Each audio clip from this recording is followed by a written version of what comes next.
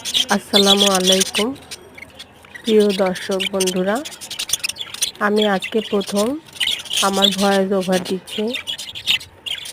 পৃথিবীতে অনেক কিছু শখের আছে, তার মধ্যে বাজিগার পাখি পোষাটা একটি বড় নেশার এবং শখের।